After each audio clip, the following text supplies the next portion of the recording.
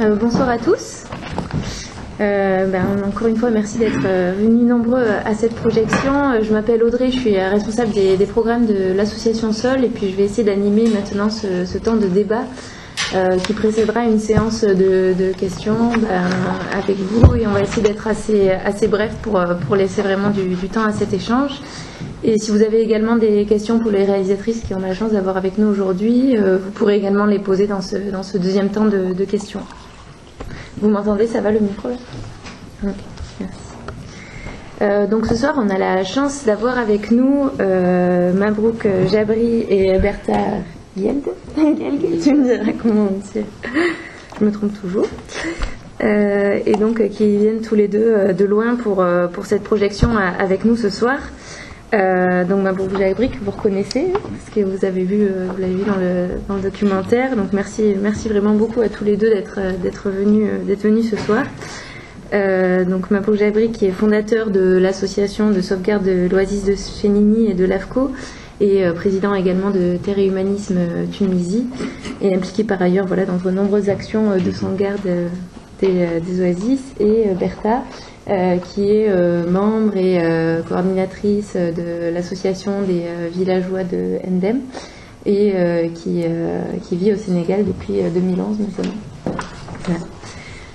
Donc pour commencer, est-ce que Mabrouk, vous pouvez revenir un petit peu sur votre expérience de développement de l'agroécologie dans l'oasis de Chénini, et nous dire un petit peu quelles ont été les contraintes auxquelles vous avez fait face dans le développement de ce projet, comment vous les avez dépassées, et quelle implication ça a eu réellement sur les communautés de l'oasis. Bonsoir à vous tous et bienvenue.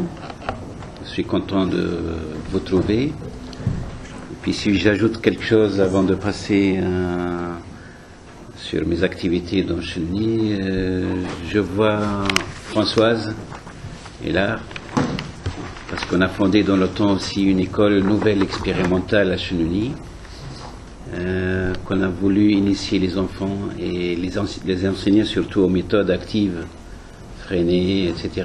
Et Françoise et nous étions jumelés avec les Côtes d'Armor. Et Françoise est venue ce soir aussi, peut-être elle peut témoigner de ce projet-là.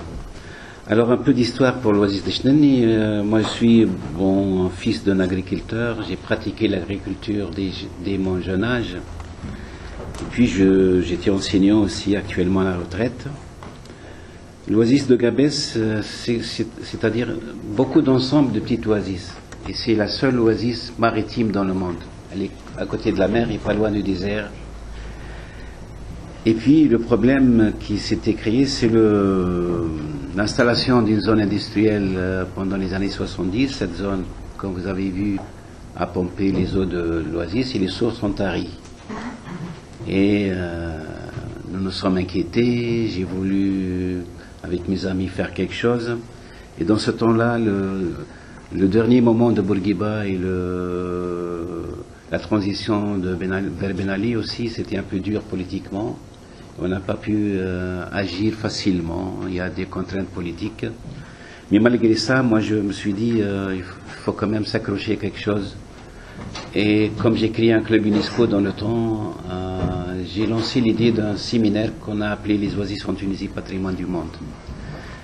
Et pendant cette période-là, pendant ce séminaire, on a invité Pierre Rabhi pour intervenir, parce qu'il y a eu beaucoup de représentants de club UNESCO, et Pierre est venu. C'est intervenu sur la sécurité alimentaire dans le monde. Et puis il m'a demandé, après son retour, si c'est possible pour moi de l'aider à mettre quelque chose dans cette oasis. Et l'idée s'est démarrée de ce moment-là. Parce que pour Pierre et pour moi et pour les agriculteurs de Chénini, le problème numéro un, parce qu'on a commencé par diagnostiquer l'oasis, le problème numéro un, c'est la manque d'eau, vu le pompage pour le lessivage des phosphates qui venaient de Gafsa.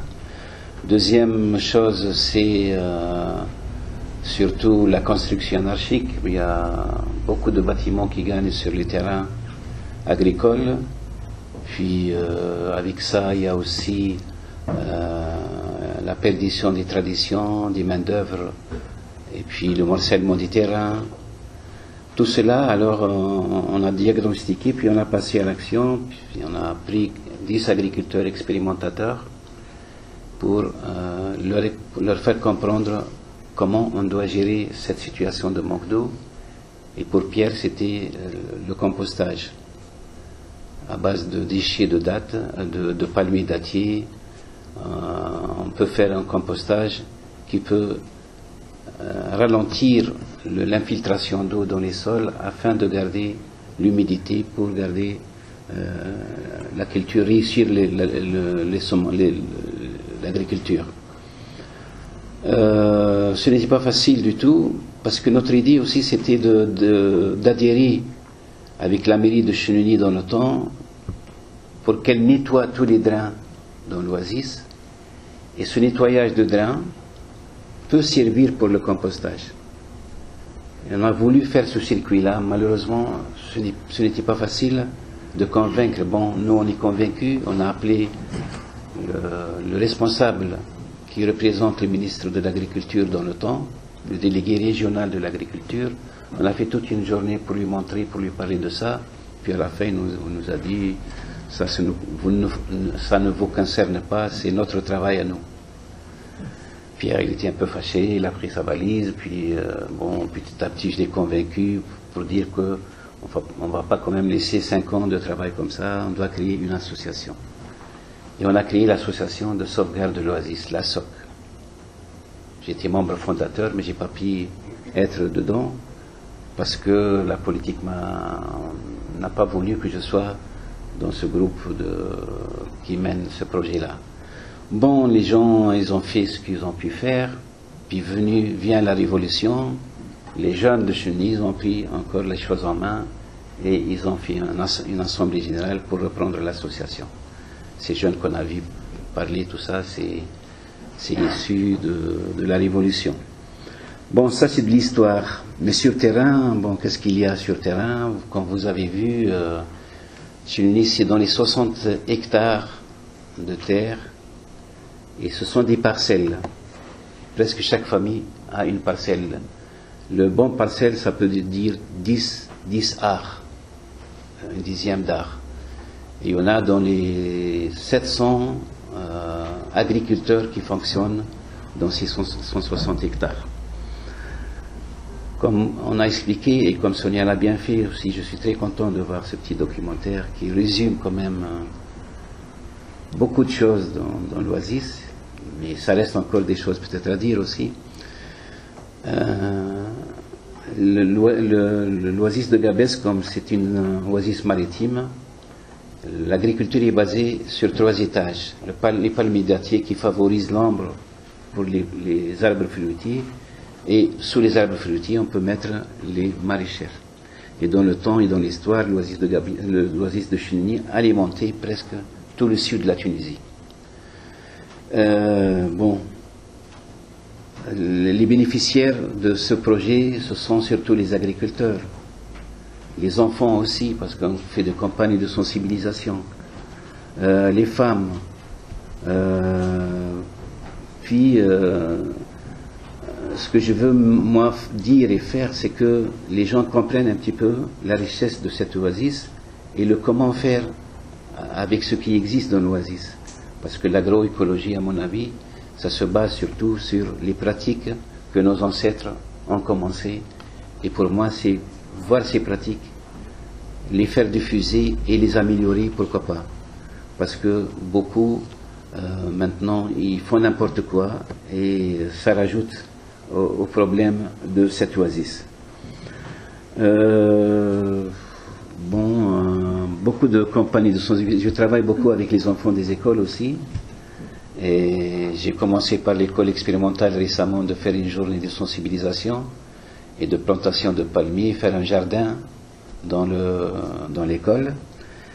Et puis actuellement, l'oasis de Gabès ou de Cheneny est en effervescence quand même, vu d'autres coins de la Tunisie. Il y a beaucoup d'engagement de jeunes, de femmes Et à mon avis, ce n'était pas gratuit parce que ça a une histoire.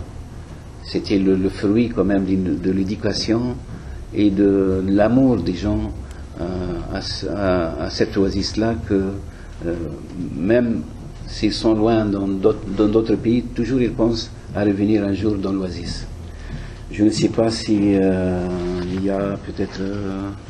vous voulez savoir des choses Ah bah oui, c'est une expérience vraiment fascinante. Et est-ce que justement l'État aujourd'hui a changé son regard du fait du développement et des réussites de ce projet? Est-ce que cette initiative a aussi été porteuse d'espoir pour d'autres territoires en Tunisie? Sûr qu'elle est porteuse pour d'autres régions de la Tunisie parce qu'on ne cesse de voir des gens qui visitent, qui regardent un petit peu comment ça se fait le compostage. Il y a eu des gens de Gafsa, par exemple, beaucoup de gens qui ont maintenant des stations de compostage aussi, ils ont passé ces techniques dans d'autres régions. L'État, moi, c'est point d'interrogation parce que vous savez que jusqu'à maintenant, la Tunisie est dans une situation perturbée. Elle se cherche démocratiquement, soi-disant. Et puis, des actions comme ça, c'est surtout, je vois que les gens doivent prendre en main leur situation. Il ne faut pas qu'on compte beaucoup sur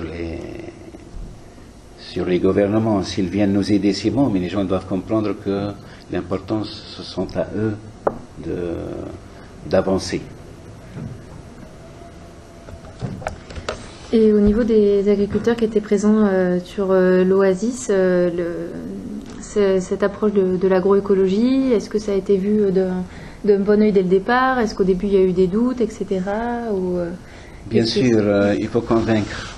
Il faut convaincre, mais je me rappelle moi très bien que lorsque Pierre Rabhi est venu, on a commencé par parler de compostage, comment avoir les palmes, transformer ça avec le broyeur, tout ça. Puis après un certain moment, je dis à Pierre, écoute, il faut qu'on cherche sur l'histoire, comment on fait autrefois artisanalement notre compostage. Et on a commencé comme ça, revenir un petit peu à nos histoires, à nos traditions. Et à mon avis, on ne peut rien faire si on ne commence pas par faire comprendre et faire revenir les gens à leur histoire. L'Oasis donne beaucoup de choses, donne la paix, donne à manger, donne l'espoir, donne la vie. Et il faut qu'on fouille, qu'on cherche et qu'on se base sur ça pour que les gens adhèrent à nos actions. Merci beaucoup. On va continuer avec Bertha. En tout cas, je crois que ce qui ressort de ce documentaire et de votre témoignage, c'est vraiment ce lien entre agriculture et société, entre le fait que cette agroécologie, elle a du sens parce qu'elle est portée par la communauté, parce qu'elle est vecteur de lien social aussi et liée aussi avec l'histoire, avec le passé de l'Oasis. Je suis sûr que pour l'organisation communautaire, c'est un processus. Les gens doivent comprendre ça parce qu'on ne peut pas travailler tout seul. Ça se complète. Et l'agroécologie, ce n'est pas que l'agriculture, c'est tout. C'est tout un système. Et, un peu plus fort, je pense. Oui, je dis que l'agroécologie, c'est tout un système. C'est pas que semer ou... C'est aussi le savoir-vivre, le savoir-comporter dans l'Oasis. C'est le comment gérer le peu qu'on a. On a un manque d'eau, mais l'idée de mettre le compostage, ça résout un petit peu, mais il faut passer peut-être à d'autres techniques et pour préserver cette richesse. Actuellement, par exemple, on est sur un projet avec l'Europe, d'Abbesse Poumon Vert, et on a eu l'idée de réhabiliter 10 hectares abandonnés, c'est-à-dire c'est pas abandonné mais laissé par les gens, 10 hectares, puis là je me suis intervenu pour dire que les gens qui vont faire ça, c'est surtout adhérer à l'agroécologie, travailler leurs parcelles, loin de chimie, loin de pesticides, loin de tout ça, et les gens sont partants, et à mon avis il faut les prendre petit à petit, il faut les convaincre petit à petit, quoi. Puis bon, voilà, si on parle de la durabilité, de l'agriculture durable, l'agroécologie, c'est ça. D'accord. Merci beaucoup. Je vais maintenant me tourner vers toi, Bertha. Peut-être que tu peux commencer par introduire un petit peu l'action de l'association des villageois de Ndem, l'historique un petit peu de votre action et le lien avec le projet plus actuel aussi. Merci. Bonsoir tout le monde. Donc je me présente, je m'appelle Bertha Gilge et je remercie Sol et Une Seule Planète d'être invité ici ce soir, et je remercie aussi Mabrouk pour sa présentation et je le félicite pour les projets duquel on a pu prendre connaissance. Donc moi je suis là ici au nom de l'association des villageois d'Ndem qui est basée au Sénégal. Donc c'est une association villageoise qui fait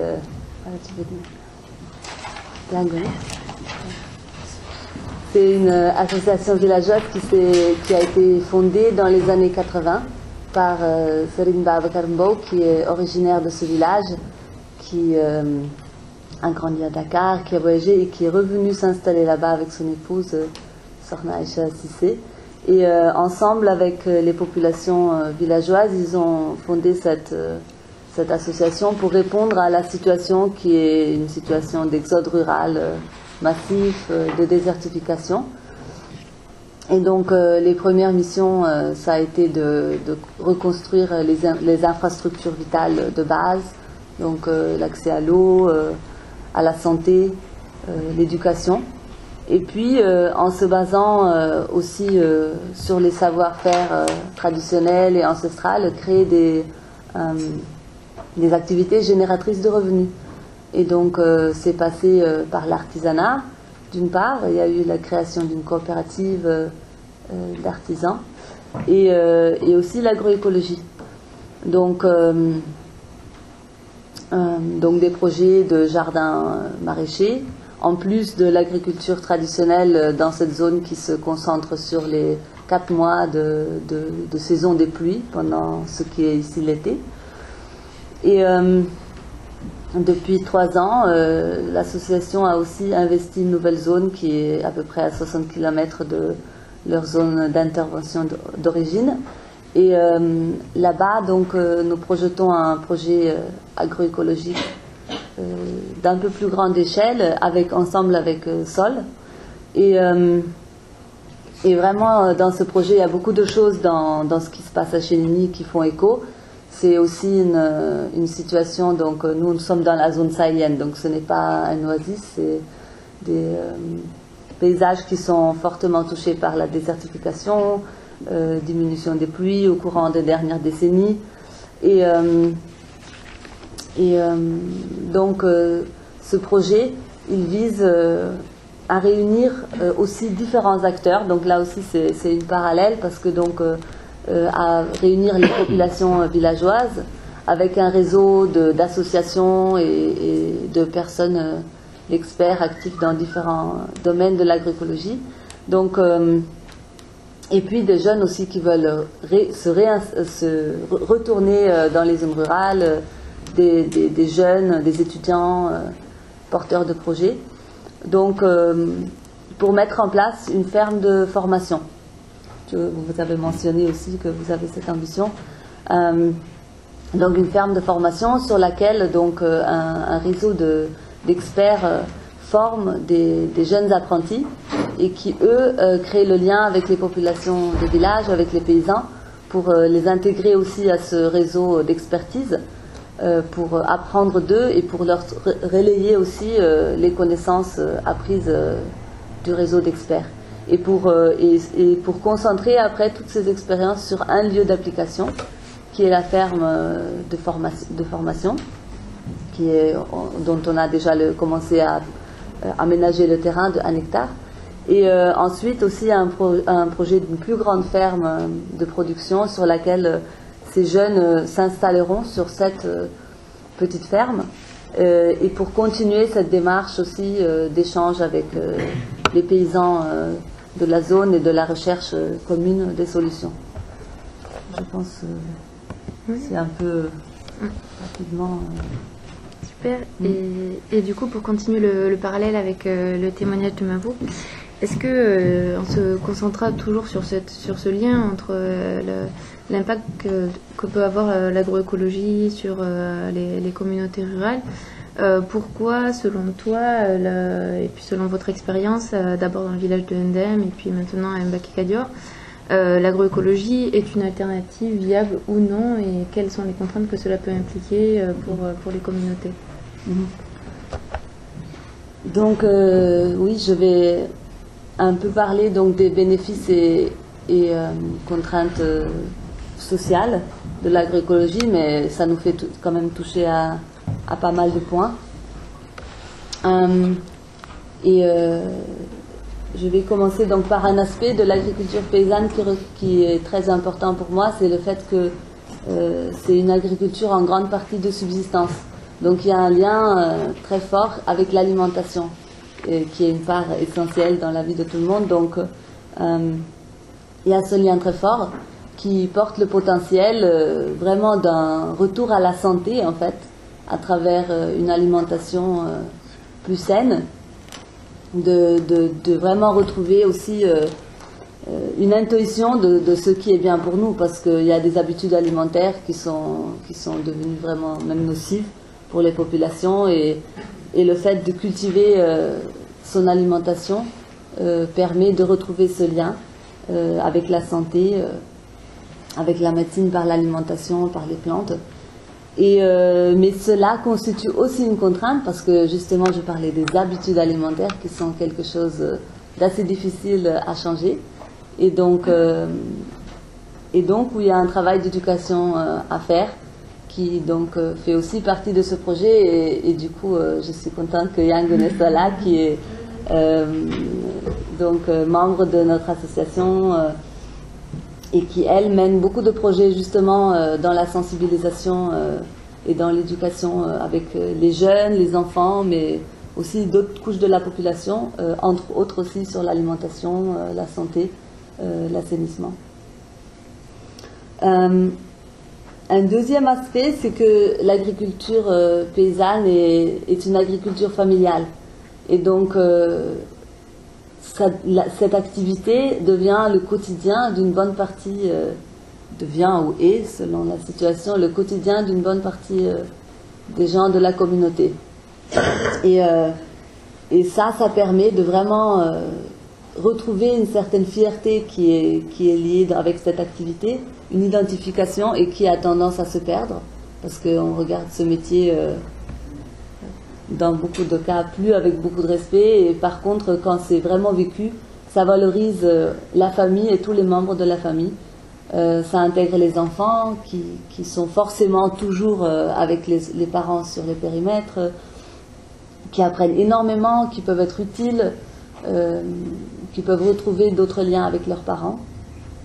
Donc ça, pour moi aussi, c'est un aspect très positif social de l'agriculture paysanne, et qui comporte aussi, donc à chaque fois j'essaie de voir les deux, aussi des contraintes, par exemple pour les femmes qui sont une grande partie des bénéficiaires de nos projets. Souvent au niveau des horaires, elles doivent marier les horaires de leur travail à la maison avec la famille, avec ceux des périmètres. Donc souvent le matin et en fin d'après-midi, c'est des temps où il faut s'occuper des enfants, les expédier à l'école ou bien les laver le soir. Et c'est aussi des temps dans notre climat qui est très chaud où ce serait propice d'arroser plutôt que pendant les heures chaudes. Donc après, c'est des conflits d'aménagement de temps et de travail qu'il faut gérer. Un autre aspect, c'est que l'agroécologie se base sur des ressources locales et donc cherche toujours à créer des cycles de matière. Et donc, à travers ça, les activités d'agroécologie rentrent souvent en lien avec d'autres activités menées par la communauté.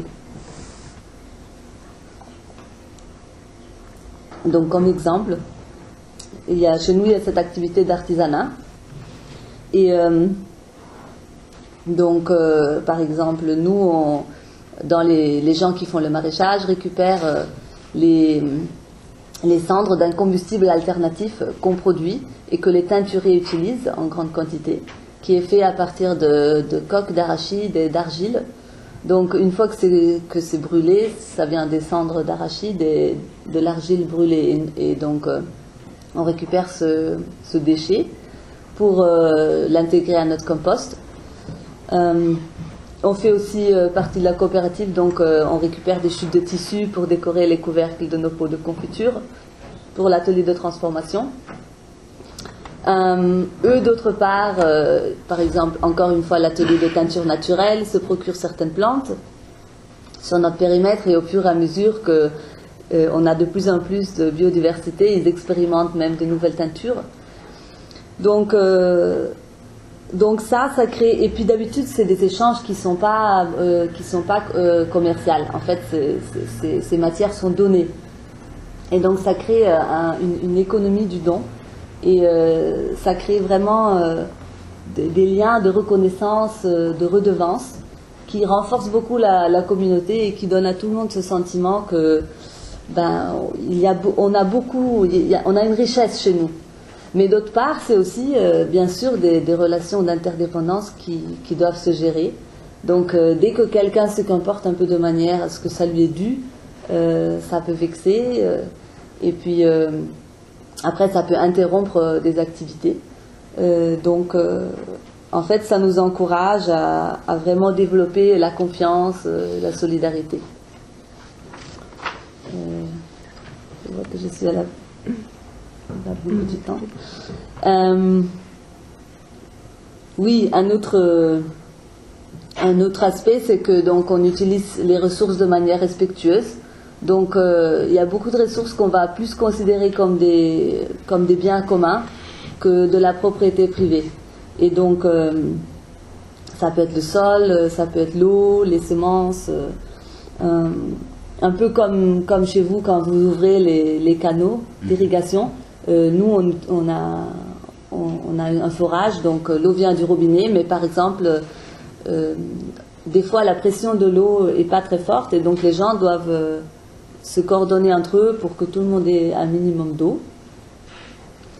Et d'autre part, par exemple, quand il y a différents jardins maraîchers, ils s'échangent régulièrement des semences, des plants de pépinière, dont certains ont trop, d'autres n'ont pas fait assez. Donc, il y a aussi ces coopérations-là.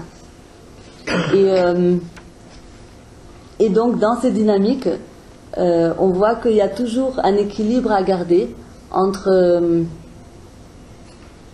le fait que plus on travaille en collectif, plus on est obligé de vraiment garder en vue l'intérêt commun, de travailler d'une façon coordonnée, etc. D'autre part, quand l'individu ne s'y retrouve plus à vraiment pouvoir mettre en avant ses idées, réaliser un peu les choses à sa manière, les gens se désengagent aussi. Et donc, c'est pourquoi, avec ce nouveau projet, par exemple, on est arrivé à ce modèle d'un collectif de 7 micro-fermes, pour qu'il y ait en même temps une sorte d'individualisation, mais dans un collectif. Une autre chose qu'on a réalisé aussi, c'est que le fait de travailler en collectif crée un peu un effet tampon par rapport à des résultats d'une campagne qui peuvent être meilleurs ou moins bonnes.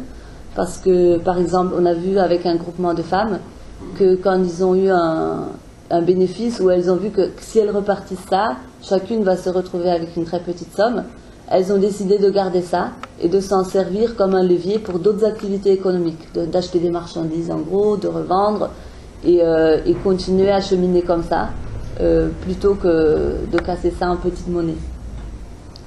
Et un autre aspect aussi, c'est que souvent, c'est les groupes qui sont plus homogènes, qui ont une plus grande facilité d'organisation.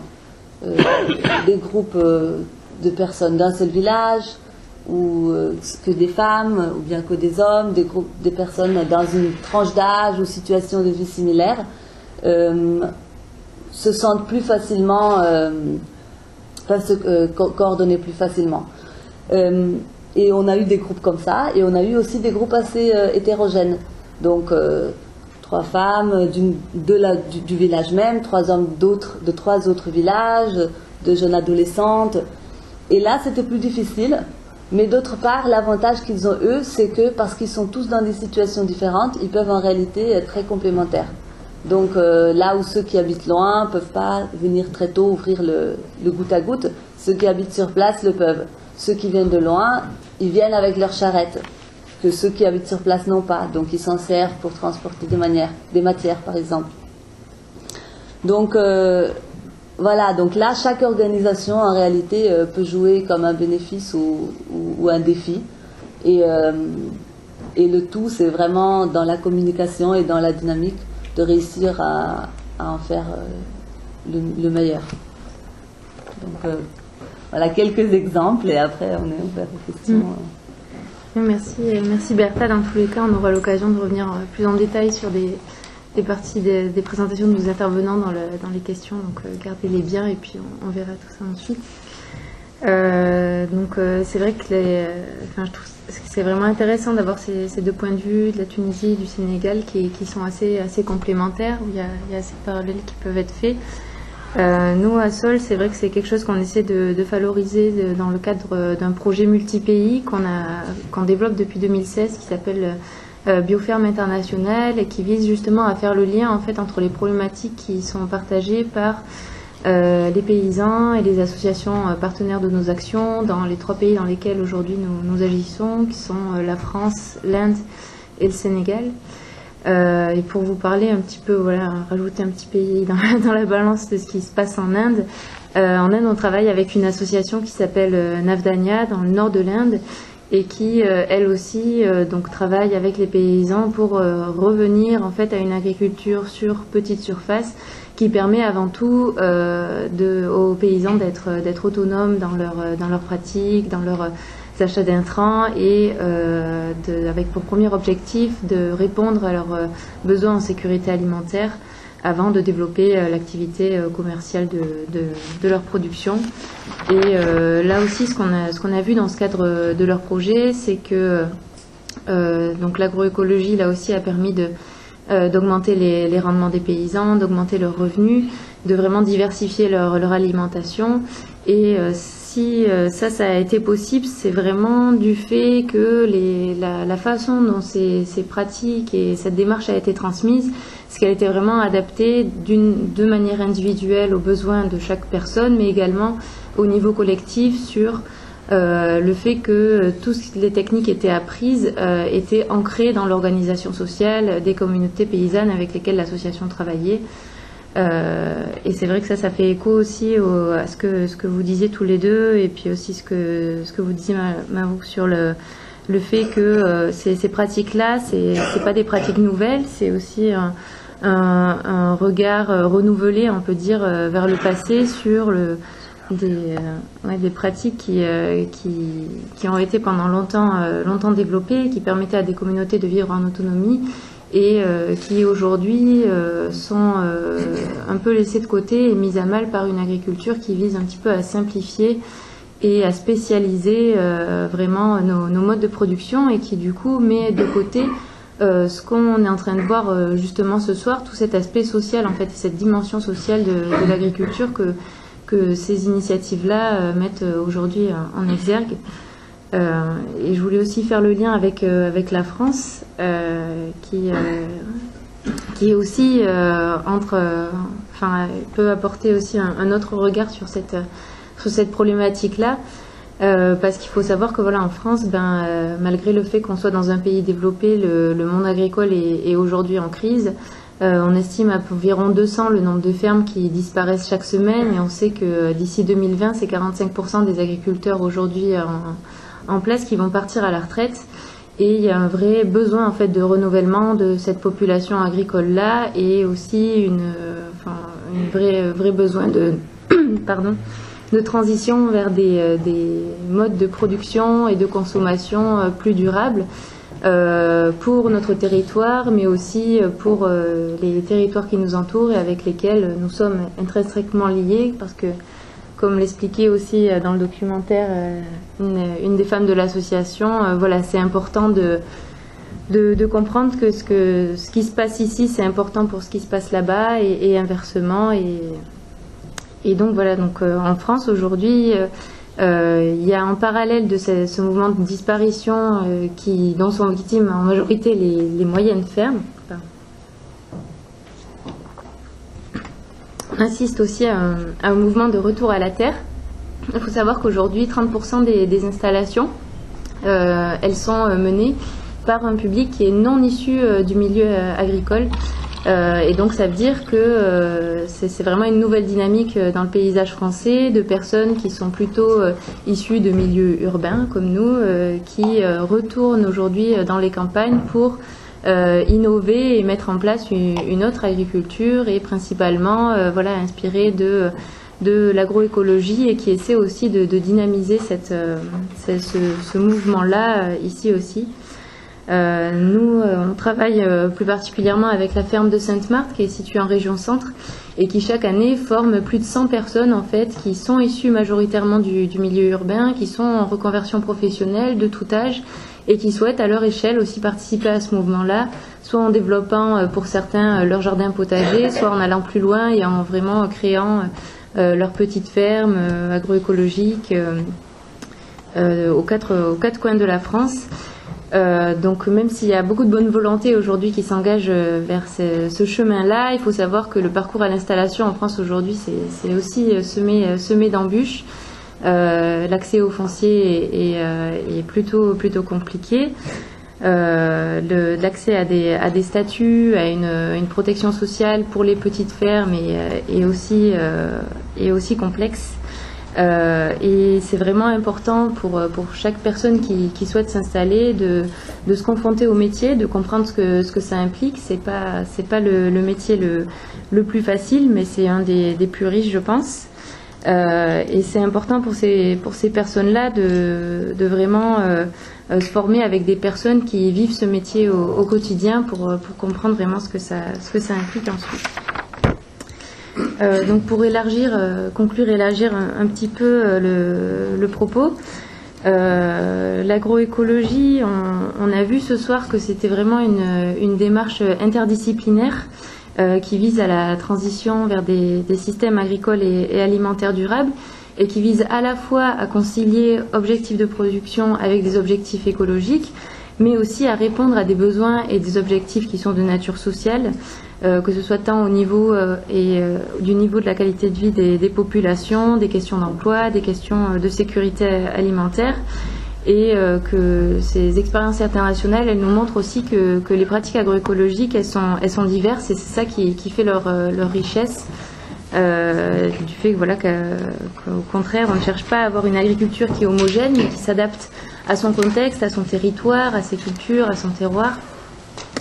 C'est aussi donc à la fois une approche scientifique. On voit aujourd'hui, même si, comme on l'a dit, l'agroécologie c'est vraiment quelque chose qui est né des sociétés paysannes. Aujourd'hui, elle est un petit peu revalorisée par ce travail des chercheurs. On le voyait dans le documentaire. Aujourd'hui, il y a des ingénieurs agronomes dans le cadre de votre projet qui s'intéressent justement à ces pratiques-là et qui font un travail main dans la main avec les paysans pour valoriser ce savoir-faire qui était délaissé. Voilà, et aussi de nombreuses ONG qui travaillent aujourd'hui sur ces thématiques. Et pour conclure,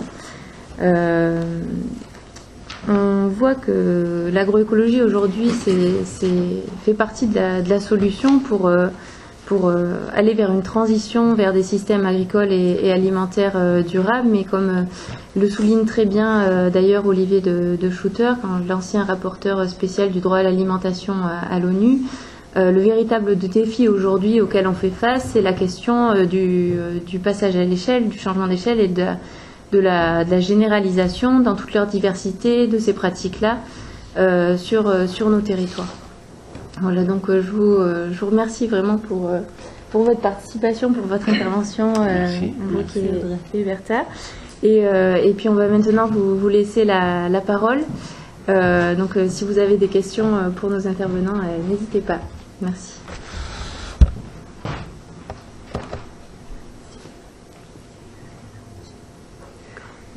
Oui. faire passer un micro et comme ça sera plus facile pour passer aux présentations. Donc la première question, c'est la dame de droite. Bonsoir à tous. Merci pour vos interventions et merci pour le film qui était très très intéressant. Je vais être amenée aussi à organiser une conférence sur l'agriculture au Sénégal. Donc, bref, je ferme la parenthèse. J'ai une question plus sur l'aspect économique. Je voulais savoir si, au niveau de vos expériences respectives dans des pays différents, comment les paysans s'en sortaient, ou les agriculteurs s'en sortaient d'un point de vue économique. Est-ce que tu arrives à avoir des activités qui sont génératrices de revenus ou maintenant on est plus sur des projets un peu entre guillemets d'autosuffisance alimentaire? Pour l'aspect économique, par exemple, pour les agriculteurs dans l'Oasis, ouais, pour les agriculteurs dans l'Oasis, économiquement, disons, ils sont gagnants parce que si on travaille sur la base d'une agriculture naturelle, on ne va pas, par exemple, acheter du fumier ou des engrais chimiques, ça c'est d'un côté. Puis après, au niveau de main-d'œuvre aussi, si les agriculteurs ils coopèrent entre eux, ça peut réduire aussi le coût du travail. Puis la plupart des fellahs et des agriculteurs de l'Oasis, ils vendent leurs produits. Et actuellement, c'est en train de prendre ampleur. Ils disent que, voilà, celui-là, il fait l'agriculture, il travaille en agroécologie, il attire plus de monde pour vendre sa matière. Puis aussi, on a essayé de valoriser les produits de l'Oasis. Autrefois, bon, il y a une telle quantité de grenades qui partent gratuitement comme ça, soit abandonnées, soit pourries. Maintenant, par exemple, l'Oasis de Chunini, ça attire beaucoup de clientèle lors de la saison de grenades de l'intérieur du pays. Il y a des gens qui venaient de Sousse, de Sfax, pour acheter les grenades de Chunini. Ça, je pense que c'est aussi ça a une valeur économique. Et puis, comme vous avez vu, il y a des métiers qui se créent. Une femme qui va mettre son restaurant, une petite unité de transformation de dattes en confiture, aux grenades en confiture. Je pense que c'est ça, économiquement, je dis que c'est gagnant. Pour la situation chez nous, donc les jardins qu'on a eu à accompagner autour de la zone de Ndem, donc la zone première d'intervention de l'ONG, c'était donc principalement des périmètres avec les femmes, parce que dans les villages, c'est elles qui sont là en fait. Il y a souvent la plupart de la population des hommes qui sont partis vers les villes, du moins la grande partie de l'année. Et effectivement, pour les femmes, c'est souvent plus une activité complémentaire et une activité de subsistance en premier lieu. Parce que déjà aussi, au niveau de leurs horaires, elles ont un niveau d'investissement qui ne permet pas, surtout à une femme, de dire je fais ça, j'en fais mon métier. Souvent, elles font ça collectivement, ça leur permet de se relayer. Elles ont donc, elles l'utilisent, enfin, elles récoltent pour leur propre cuisine et elles vendent certains surplus. Et souvent, voilà, c'est leurs autres obligations qui font aussi qu'elles n'arrivent pas forcément à passer le cap vers une production réellement financièrement rentable, ce qui n'est pas forcément un problème pour elles. Pour maintenant, faire revenir les hommes, ça, il faudrait vraiment un chiffre d'affaires. Et dans un des périmètres, par exemple, c'était un village vraiment où il y avait le chef du village, qui était quasiment le seul homme qui habite. Donc c'est un homme d'un certain âge, mais qui a vraiment accompagné les femmes, qui leur a attribué cette terre, quand elles ont eu, par une association partenaire de notre ONG, le financement pour l'installation du périmètre. Et il a dit que lui aussi, en fait, il a eu ce souvenir de comment aussi c'était plus vert avant, de tous les arbres qu'il y avait, qui sont partis dû à la désertification. Et il a lui-même clôturé un périmètre à côté, avec des branches, des bouts de grillage, etc.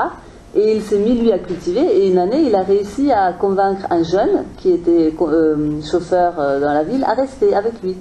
Et ils ont eu une opération quand même intéressante. Donc, effectivement, c'est différent pour les hommes. Et c'est quand même un des objectifs du projet maintenant qu'on fait à plus grande échelle, de développer des modèles vraiment d'installation qui permettent aussi de générer un revenu pour que les hommes aussi puissent revenir. Si je reviens un petit peu aussi à l'aspect économique pour conclure, c'est que pour revenir à cet aspect économique, je peux dire que les pratiques agroécologiques qui se basent sur le respect de la nature, ça peut assurer l'avenir aussi pour nos enfants, pour les générations futures. Si tu abuses de la terre maintenant, qu'est-ce que ça va donner après?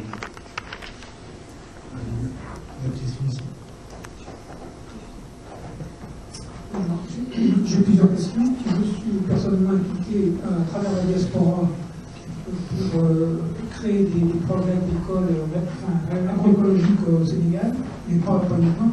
Alors en fait, ma question, là, je vais un peu rebondir sur ce que vous avez dit pour terminer, c'est que comme on est dans une situation d'urgence au niveau mondial, la question essentielle, c'est d'élaborer une stratégie pour systématiser tout ça. Parce que là, ce que vous avez expliqué, je pense que la plupart des gens sont des gens convaincus, donc on n'est pas venu ici pour être convaincu sur l'agroécologie, c'est déjà fait.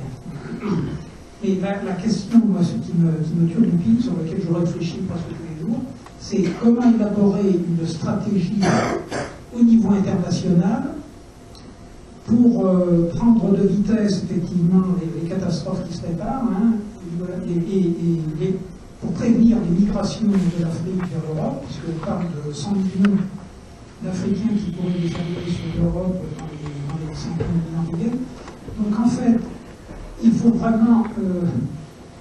je collabore aussi avec l'association Agroécologistes sans frontières de Pierre Rabhi, hein, qui envoie, comme vous le savez, des formateurs en Afrique subsaharienne, mais je leur ai dit, mais écoutez, vous êtes 8 formateurs, oui, vous allez là-bas 15 jours par les agriculteurs, et dans 150 ans, je veux dire, on ne sera pas très avancé. Donc, il faut vraiment élaborer une stratégie qui permette de dupliquer les savoir-faire dont vous avez parlé, pour que ça fasse tache d'huile, sans jeu de mots par rapport de manière à ce que les agriculteurs formés deviennent eux-mêmes formateurs et qu'on rentre dans une progression géométrique, une expansion géométrique. Alors c'est ce qu'a déjà fait Pierre Rabhi à partir du Burkina Faso, comme vous le savez certainement. Hein. Mais en fait, je trouve que ça patine un petit peu là en ce moment et il faudrait vraiment s'interroger sur quoi faire, comment s'organiser. Alors est-ce que la personne de l'ONU dont vous avez parlé est capable de faire bouger les choses? Alors moi je suis volontaire de haut niveau pour j'ai un peu l'esprit stratégique militaire, donc je pense qu'il y a certainement des choses à mettre en place, sans pour autant avoir des milliards de budget.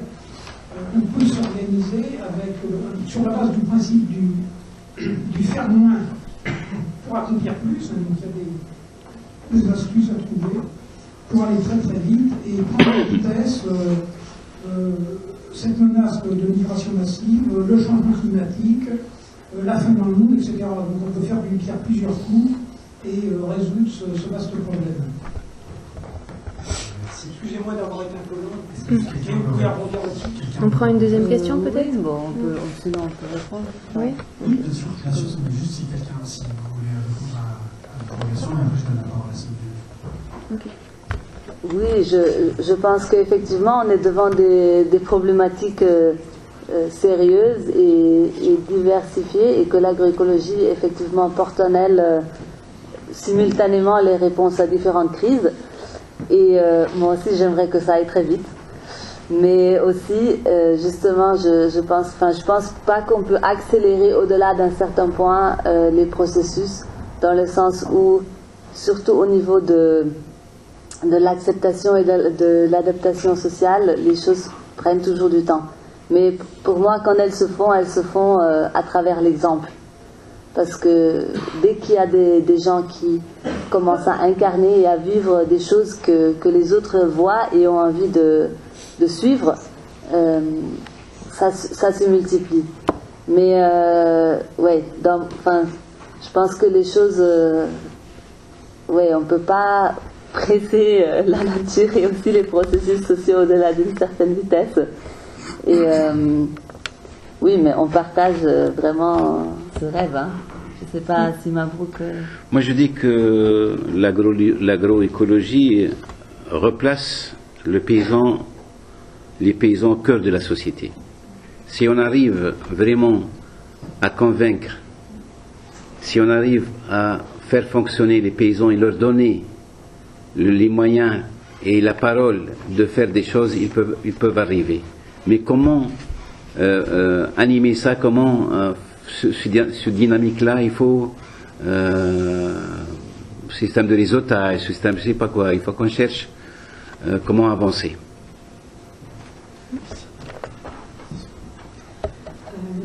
Je voudrais juste compléter au niveau de la question sur l'économie, qui est vraiment une très très bonne question. Compléter ce qu'a dit Mabrouk. Moi j'ai une vision qui est un tout petit peu différente. Mabrouk, on connaît très très bien l'Oasis, beaucoup mieux que moi, mais nous, en fait, on a notre place. On a découvert qu'il y avait quand même beaucoup de pauvreté chez les agriculteurs. On est persuadé évidemment que l'agroécologie peut apporter énormément de choses au niveau économique, mais ça reste encore timide pour l'instant. Et la plupart des agriculteurs qui sont sur place sont assez âgés quand même. Bientôt, il y en a beaucoup qui vont être à la retraite. Il n'y a pas de relève au niveau des jeunes. Donc c'est vrai que les habitants sur place, les associations essaient de travailler pour faire en sorte que les jeunes justement puissent prendre la relève. Et quand on discute avec certains d'entre eux, c'est que nous, on est culture, ça les intéresse pas, justement parce qu'ils voient leurs parents galérer un petit peu au niveau économique, donc ils ne veulent pas en prendre les terres sont morcelées, etc. Donc c'est, je suis persuadée qu'on peut arriver à faire des choses, mais il faut aussi que ces jeunes arrivent aussi à aimer la terre. Nous, ce qu'on a rencontré, ce sont des agriculteurs qui sont vraiment très très amoureux de leur terre. Et donc ils ne veulent pas l'abandonner. Ils nous ont tous dit, moi si je n'étais pas amoureux de la terre, je ne travaillerais pas là-dedans. Je ne travaillerais pas là-dedans, parce que c'est dur. C'est vraiment très très dur, quoi. Ils ont vraiment beaucoup de mal à s'en sortir. Et donc ce qu'ils vendent, c'est pas énorme non plus, quoi. Et la plupart, ils se font aider, par exemple, quand des jeunes qui travaillent avec eux, ce sont leurs enfants, leurs neveux, ils travaillent forcément ailleurs. Il y en a beaucoup, par exemple, qui vont aller travailler dans le groupe chimique. Malheureusement, le groupe chimique attire les jeunes et ils vont travailler dans ce groupe chimique. Alors que là, ils sont persuadés d'avoir un salaire. Alors qu'avec l'agriculture, c'est quand même, ils ont quand même beaucoup de mal. Donc voilà, c'était juste une petite réponse par rapport à ça. Et au niveau de l'immigration, tout ça, effectivement, on a beaucoup parlé des haragas, justement, de tous ces jeunes qui partent en Europe, qui quittent leur village, mais ils n'ont vraiment pas envie de partir. C'est tout simplement, c'est justement la question économique. La question économique, c'est que comme ils n'arrivent pas à s'en sortir, donc, ils m'ont tous dit, mais nous, on n'a pas envie de quitter notre pays, on a bien envie de travailler dans l'agriculture. Sauf qu'on ne donne pas les moyens. C'est vrai qu'ici, en France, par exemple, on est quand même pas mal aidés. Mais en Tunisie, c'est quand même très très difficile, quoi. Et les associations qui se battent sur place, elles sont complètement délaissées, quoi. Elles travaillent seules, elles sont pas soutenues, quoi. C'est ça qui est quand même incroyable. Voilà, je voulais juste apporter ce témoignage. Oui, je crois qu'il y avait quelqu'un qui a une question.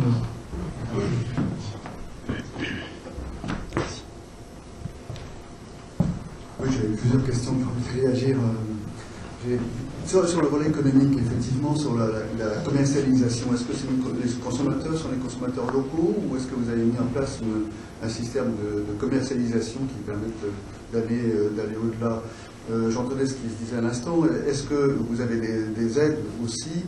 Je voyais qu'il y avait le logo de l'AFD, je crois avoir perçu ça. Est-ce que vous avez des aides financières qui viennent de l'étranger, qui permettent au moins de soutenir, de valoriser, de valider une expérience pilote, expérimentale, et qui devrait être reprise par d'autres? Sans doute que les jeunes s'en vont aussi, parce que la profession est moins valorisée. Je lisais un article il n'y a pas longtemps, rejoignant ce que vous disiez tout à l'heure, sur l'Italie. Il paraît que beaucoup de jeunes ingénieurs agro, je suppose, de ce domaine-là, s'installent en Italie et redéveloppent une forme d'économie. Je pense que c'est le bio aussi, l'agro, ce que vous faites, hein, c'est le bio aussi. Donc, voilà, donc c'est un peu dans l'air du temps. J'assistais à une réunion préparatoire il n'y a pas très longtemps à la visite du président de la République en Tunisie, et les Tunisiens disaient que le bio était maintenant une des priorités, ils ont compris au niveau national. Alors, je ne sais pas si le fonctionnaire en question l'avait compris, mais que c'était ça le développement, le bio et la qualité. J'avais d'autres petites questions sur les chambres d'hôtes, le tourisme, qu'est-ce que ça devient? Est-ce que ça a marché finalement? Ça commence, vu actuellement les conditions aussi. Je me souviens des vaches qui avaient été exportées par les Côtes d'Armor, c'était pas la bonne solution. Je comprends. Merci. Bon, économie pour la vente des produits de l'Oasis, c'est-à-dire les paysans qui sont dans l'Oasis, il y a le marché, le grand marché de Gabès. Le marché central, quoi. Ils mettent leurs produits là-bas, et puis la coopérative de Cheneny se prend en charge la vente et l'écoulement de ce produit-là. Puis après, les agriculteurs vont contacter la coopérative pour prendre l'argent qui est le fruit de leur travail, quoi. Puis en plus, il y a la vente sur place. On a un petit marché sur Cheneny chaque vendredi. Et je vous dis que pour les dates, par exemple, et les grenades, il y a des gens qui sont venus de l'extérieur pour acheter ces produits-là. Je ne sais pas qu'est-ce que... Je vais poser la question des chambres d'hôtes. Oui, pour le tourisme culturel... Actuellement, on essaye de surtout travailler le tourisme interne, parce que à l'échelle nationale, il n'y a pas grand-chose. Puis la situation actuelle dans l'Afrique du Nord, la Libye, tout ça, le tourisme, ce n'est pas...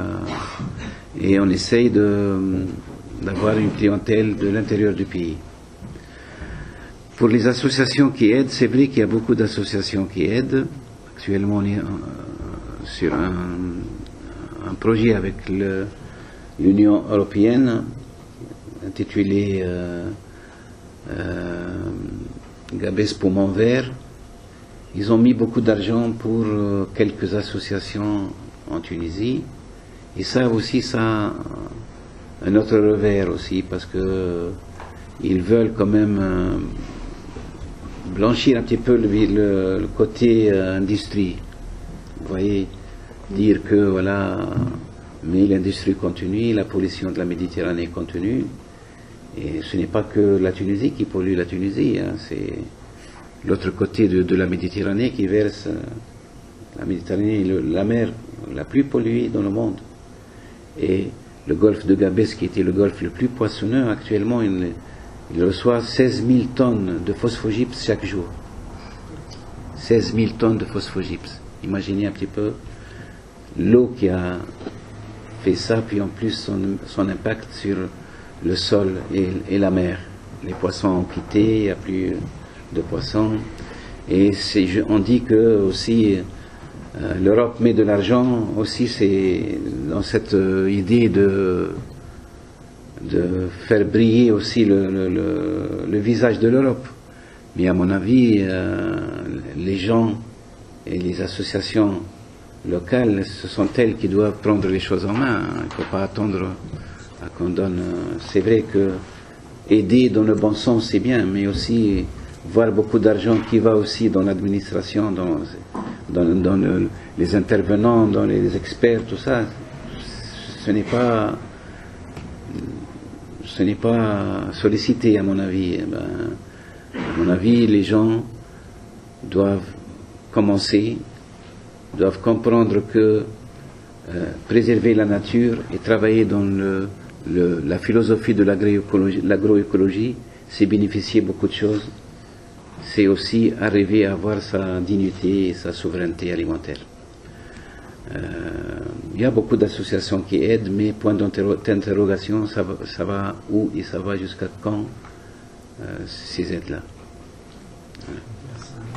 Et juste une petite précision, c'est par rapport au logo de l'AFD, donc c'est le documentaire qui a été financé à partie. Parce qu'ils mettent beaucoup d'argent, Ben oui, il y a beaucoup. Contre la pollution et le développement agricole. Voilà. Donc, Suivant les pays. des grosses sommes. Hein. Oui, Ouais. des grosses sommes. Très Oui. grosses sommes. Donc il va Faut leur demander. Et puis Sonia elle a vu que les agriculteurs souffrent, hein. Il n'y a pas d'aide, il n'y a pas... Oui. Donc, je suis membre d'une association qui a été créée en 2014 et qui s'appelle Dogon Nature. Je ne sais pas si elle est située. Il s'appelle comment? Dogon Nature, le pays de Dogon au Mali.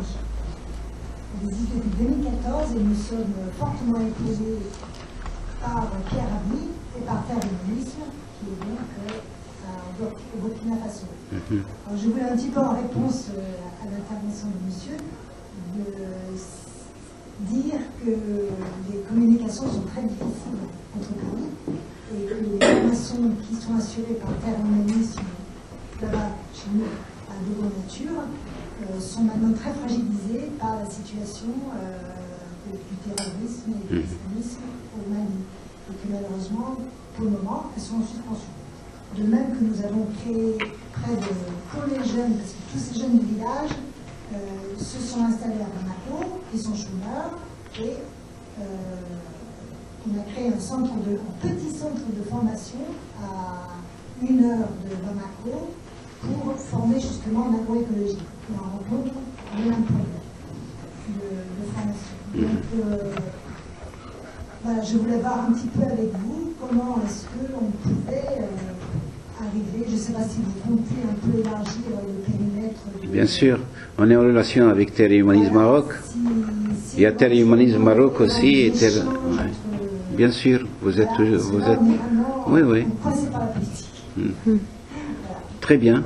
On échange les coordonnées après. D'accord.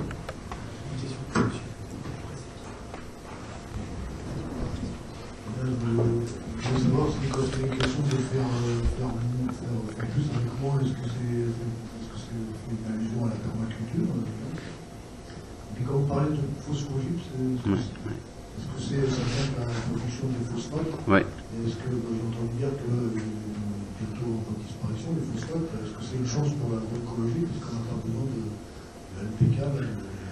C'est-à-dire les phosphogypses et la transformation des phosphates, c'est pas que les engrais chimiques.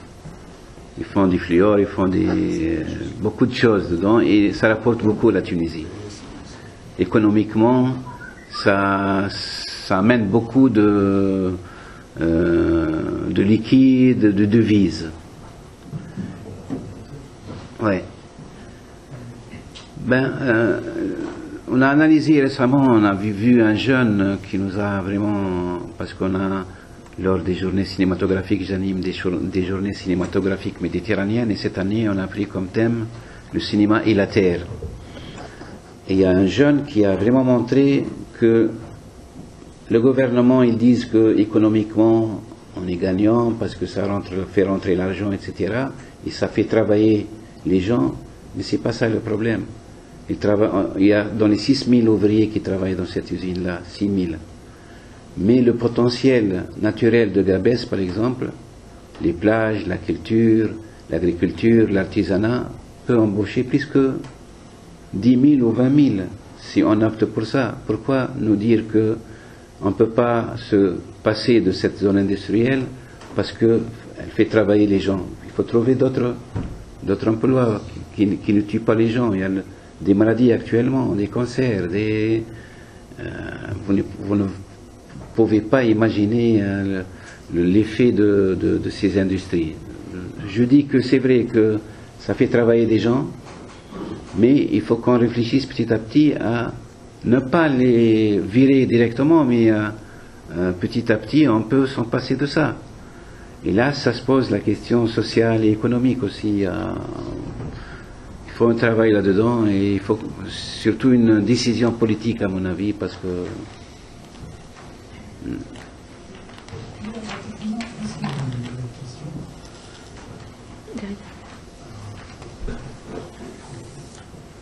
Oui, effectivement, la politique a un grand rôle à jouer. Comme vous savez, il y a un programme pour l'électrification de l'Afrique qui a été lancé il y a 2 ans, de 2015 à 2025, avec Jean-Louis Borloo. Et donc maintenant, il y a l'organisation panafricaine de 54 États qui gère ce grand chantier. Alors, on pourra en prendre exemple, si vous voulez, c'est-à-dire qu'il pourrait y avoir un programme panafricain de développement de l'agroécologie à grande échelle, soutenu et encouragé par le pouvoir politique, comme ils le font pour l'électrification. Mais ce n'est pas suffisant d'électrifier l'Afrique. Il faut aussi travailler sur le domaine de l'éducation, de la formation, de l'OTAN sanitaire. Donc il y a bien d'autres... le domaine agricole, donc il y a beaucoup d'autres chantiers à développer et qui doivent être soutenus politiquement que uniquement l'électrification. Donc effectivement, c'était à faire, l'électrification de l'Afrique, mais ce n'est pas suffisant. Mais je trouve que c'est un bon exemple. Ce qu'a fait Jean-Louis Borloo, comme vous savez, il a rencontré successivement tous les chefs d'État africains. Donc finalement, il faudrait refaire un nouveau tour de circuit pour convaincre les chefs d'État de soutenir activement le développement de l'agroécologie. Partout, ça veut dire dans les écoles, etc., il y a des sensibilisations à faire. C'est vrai que les jeunes, comme le disait madame, ne sont pas encouragés. Parce que quand ils voient leurs aînés qui galèrent et qui ne gagnent pas beaucoup d'argent, ils sont plutôt tentés d'aller travailler en Europe ou d'aller travailler dans des usines chimiques. Donc il y a vraiment une sensibilisation à faire dans les écoles pour démontrer que l'agroécologie est un très beau métier, porteur d'avenir, soutenable, etc.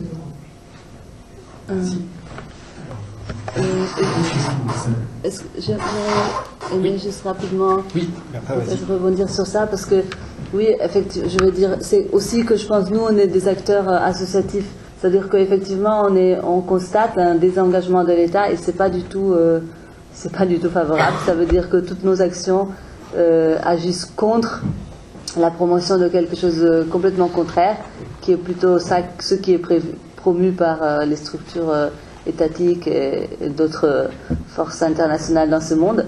Mais je me suis dit, parce que quand même, Yangoné mène plusieurs projets quand même de sensibilisation, de mettre en réseau aussi des différentes collectifs de jeunes ruraux, urbains au Sénégal et international, parce qu'elle est ici en ce moment en France pour aussi rentrer en communication avec des élèves à travers l'association Artisans du Monde. Est-ce que tu aimerais dire quelque chose par rapport à ça?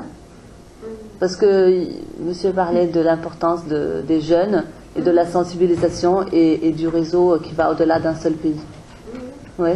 Oui. Je laisse te présenter. Donc, moi, c'est Yangoné, de l'association des villageois de Nîmes, et que Bertha a bien présenté. Je suis désolée pour le retard. Donc, voilà. Et donc, pour dire que dans le cadre des jeunes, on fait un travail vraiment très remarquable dans cette région de Diourbel. Comme vous avez vu, vous, c'est une région très sec et l'ONG des villageois de Nîmes, on peut dire que c'est un exemple, en fait, de l'Afrique même.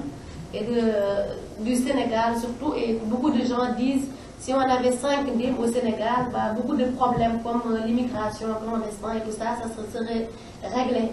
Parce que effectivement, on lutte contre l'exode rural tout en donnant des métiers aux jeunes, aux parents, etc. Et donc nous, ce qu'on fait au Sénégal et en France avec les jeunes d'ici, c'est vraiment un échange et un partage des compétences, parler de l'agroécologie, parler de la consommation responsable, etc., pour éveiller les consciences et surtout aux jeunes de leur dire que c'est possible de faire autrement. Et surtout, maintenant, on a un nouveau concept avec les professeurs et les directeurs d'école qui s'appelle Écolipo, qui est né donc de l'association d'Éco-Jeunes. Donc pour vraiment sensibiliser dès le bas âge aux jeunes, de leur donner la possibilité d'expérimenter l'agroécologie dans le système scolaire, donc avec les profs d'SVT. Et donc ce qui leur permet aussi d'un éveil par rapport à ça, au concept et tout ça, et surtout de leur dire que c'est possible, quand il y a à partir de rien aussi, d'en faire quelque chose, comme c'est un milieu très sec. Donc pour dire que vraiment il y a un gros travail de sensibilisation pour les jeunes et tout ça, qui se fait beaucoup au Sénégal et qui s'élargit aussi à Dakar avec un nouveau concept aussi de Joko, qui font plusieurs fois, une fois tous les 2 mois, des échanges avec des jeunes, des experts et tout ça, pour sensibiliser à ça, et aussi via Éco-Jeunes dans d'autres milieux associatifs avec d'autres jeunes qui font un peu la même chose que nous avec la suivi d'Éco-Jeunes, donc de notre association. Pour ne pas être trop long, là ça a été globalement, voilà quoi, pour dire qu'au Sénégal ça bouge bien avec les jeunes, et donc aussi en France pour la sensibilisation des jeunes aussi. Donc voilà, si vous avez des questions par rapport à ce que j'ai dit là, j'ai parlé un peu globalement. Merci. Voilà. Alors, Justine, il nous reste une petite 5 minutes, donc on va prendre 2-3 dernières questions, si vous en avez. Oui.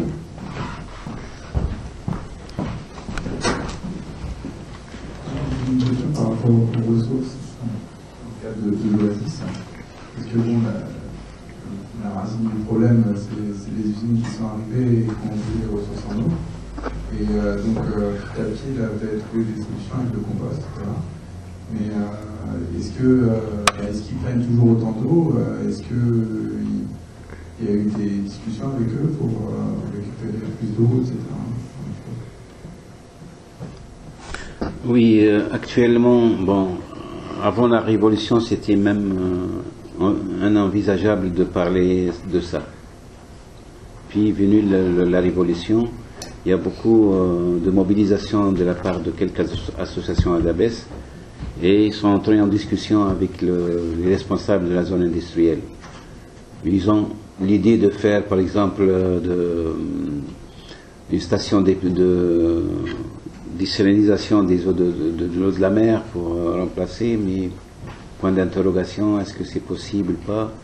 Ils ont eu l'idée de transférer la zone vers l'ouest et mettre le phosphogypse dans la région avant Gafsa, dans la région d'El Hammam, mais les gens ils ont manifesté parce qu'on ne veut pas aussi transférer la catastrophe d'un côté à l'autre.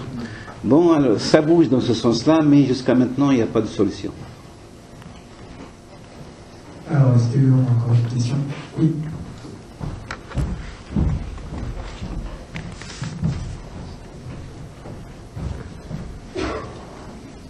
Je vais rebondir aussi sur, vous avez parlé de la sensibilisation en Europe comme au Sénégal au niveau de l'agroécologie. Et vous avez parlé aussi des stages d'ingénieurs agronomes qui viennent dans votre oasis. Et moi j'ai remarqué en faisant mes recherches pour mes études supérieures que souvent dans les écoles d'agronomie, on favorise plutôt l'agriculture conventionnelle, etc. Est-ce que vous avez vu une amélioration à ce niveau-là de formation pour les jeunes, j'ai vu par exemple la vie biologique ou justement qui va dans la direction de l'agroécologie? Je pense que le projet de Cheneny contribue un petit peu à ça, sauf que, comme tu dis, on ne prend pas les choses telles qu'elles sont, surtout dans les instituts de recherche agronomique, etc. Et comme j'ai déclaré à la fin de ce documentaire que il faut vraiment une décision politique. Il faut que le ministère de l'Agriculture change son regard et opte pour l'agroécologie. Sinon, ça sera des essais, ça peut aboutir, ça peut ne pas aboutir. À mon avis, il faut que ce soit, pourquoi pas, l'agroécologie, on l'enseigne les facultés, les instituts de recherche, les écoles d'agronomie. Et à mon avis, ça aussi, ça sera une urgence pour changer le mode de travailler la terre. Oui, au Sénégal aussi. Même une module, je ne sais pas moi, faire des modules de ça dans les universités, dans les facs de sciences, afin que les jeunes au moins aient l'idée, qu'ils trouvent des ingénieurs, par exemple. Je prends comme exemple le projet de l'Oasis de Stendie qui est piloté par un ingénieur. Lorsque j'essaie de convaincre pour mettre l'agroécologie en avant, lui dit que c'est quoi ça, laisse-nous travailler. Même des ingénieurs en agronomie, ils ne savent pas exactement de quoi il s'agit. Oui, au Sénégal, il y a l'éclosion quand même de plusieurs formations ces dernières années universitaires vers l'agroécologie. Donc, ouais, ça bouge. D'autre part, on constate d'une part que certains même de leurs intervenants qu'on a rencontrés, pour nous, les modèles qu'ils proposent, c'est loin de l'agroécologie en réalité. Et puis même les étudiants souvent manquent de terrain d'expérience, manquent d'exemples de réussite, etc. Et là aussi, c'est pourquoi moi je trouve, dès qu'il y a des liens, on encourage beaucoup. Là, quand je reviens au Sénégal lundi, on a 2 stagiaires qui viennent de l'université de Dakar pour 6 mois. Et on voit qu'il y a vraiment besoin de ce lien quand même entre les universités et puis les associations, les organisations paysannes. Parce que souvent, ils sont dans ces formations et à force de manquer d'exemples, d'applications, ils y croient qu'à moitié en fait. Et entre ça et puis les enseignants aussi qui souvent sont dans les modèles, bon, qui tendent un peu vers l'agroécologie, mais bon. Bon, donc je pense que c'est dans ce lien entre les différents acteurs qu'il y a beaucoup à faire. Et à travers ce projet Mbacké Kadior, c'est beaucoup ça qu'on veut favoriser. Entre donc les chercheurs, les experts, les paysans, les étudiants, et pour pratiquer ensemble, parce que je pense que c'est la seule façon de faire avancer. Et des fois aussi, je rencontre des chercheurs qui développent des solutions intéressantes, et puis qui sont peu diffusées. Donc là aussi, je les encourage à se rapprocher d'associations qui peuvent mettre en pratique ces résultats de recherche pour qu'ils servent. Ouais. Est-ce que vous connaissez le projet Songhai? Je suppose que vous connaissez. Songhai, oui. On a d'ailleurs. C'est une bonne référence qui est quand même diffusée. Oui, voilà. Donc on a un ami qui a vécu avec nous plusieurs années, qui vient de terminer une formation là-bas et qui nous a ouvert 2 places. Donc on s'apprête à envoyer 2 personnes à être formées là-bas. Oui. Donc nous sommes en contact et on est très curieux de ce qui va résulter de ça pour nous. Ouais, juste avant qu'on conclure, j'ai une petite réclamation de ma part. Est-ce que Françoise nous donne des mots par rapport à l'Oasis de Chimie, son implication en France? Oui. Juste si vous pouvez témoigner par rapport à votre rôle et par rapport à vos activités en relation avec l'Oasis de Chimie. C'est loin déjà dans l'histoire, c'est une histoire qui a 20 ans, peut-être même plus, 25.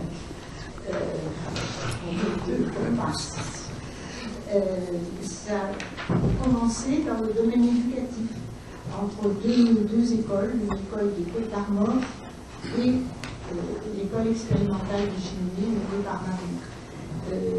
Bien sûr, cela a généré une attention au développement de l'Oasis, c'est un milieu très particulier, mais aux yeux de beaucoup, ça a entraîné plusieurs groupes d'enfants de cheminements à venir en Bretagne vivre 10 jours, plusieurs fois, et les groupes d'enfants de Bretagne à aller vivre dans l'Oasis. Aussi une dizaine de jours, à être reçus dans les familles. Et ça, cet échange-là, c'est très écologique. Et 20 ans après, ces familles en parlent encore. Donc, bon, je m'arrête là. Merci. Et bien, voilà pour la conclusion, parce qu'il faut bien conclure. Et avant de vous inviter à vous rejoindre à la collation, donc je voulais encore une fois remercier Manuel Group d'avoir fait le déplacement, ainsi que Bertha. Merci. Pour en profiter, pour remercier Audrey, pour remercier l'association SOC pour l'organisation aussi, Une seule planète, et réalisatrice donc, du documentaire à travers Ecolia. Le documentaire sera bientôt en ligne, donc sur le site d'Ecolia, sur Une seule planète. Et de toute façon, on a vos adresses mail, donc on tiendra informé. Si vous avez aussi des idées pour les prochaines projections, n'hésitez pas à nous solliciter. Et merci pour votre participation.